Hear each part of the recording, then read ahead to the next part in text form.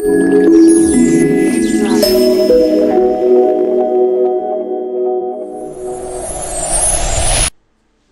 à tous, c'est Hades. Donc je vous retrouve aujourd'hui, ça sera pour deux petites astuces au niveau de Windows 7. Donc première astuce, ce sera pour créer un raccourci fichier sur la barre des tâches de votre ordinateur.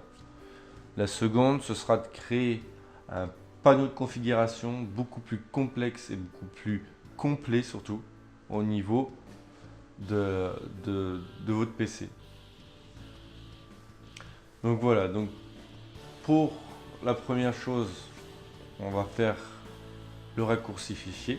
Donc pour le raccourci fichier, vous allez aller sur la barre des tâches, vous cliquez droit, vous allez sur barre d'outils, nouvelle barre d'outils,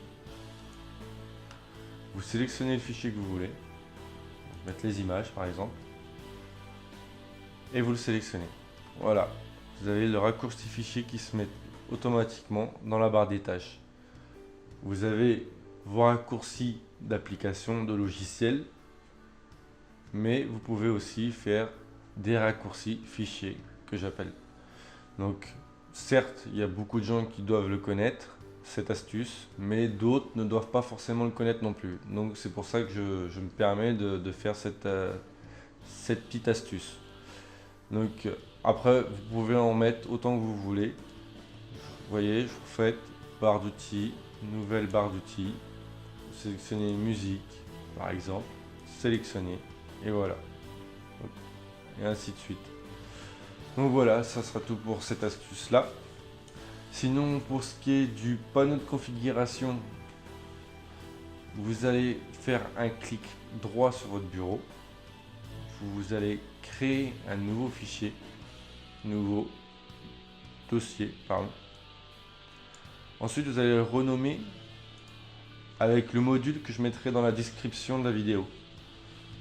Vous collez et ensuite vous cliquez dans le vide à gauche, enfin dans le vide de l'écran pardon, pour valider. Vous voyez, il y a une icône de panneau de configuration qui se fait automatiquement, qui se génère automatiquement à la place du fichier d'origine.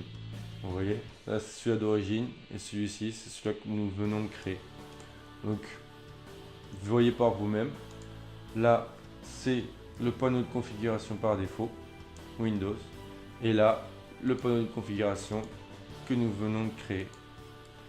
Donc voilà, beaucoup plus complet et beaucoup plus complexe aussi, certes, mais avec beaucoup plus de facilité de trouver ce que vous cherchez.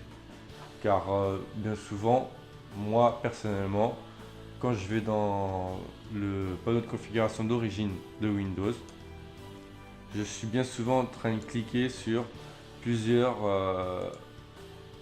onglets afin de trouver ce que je veux exactement.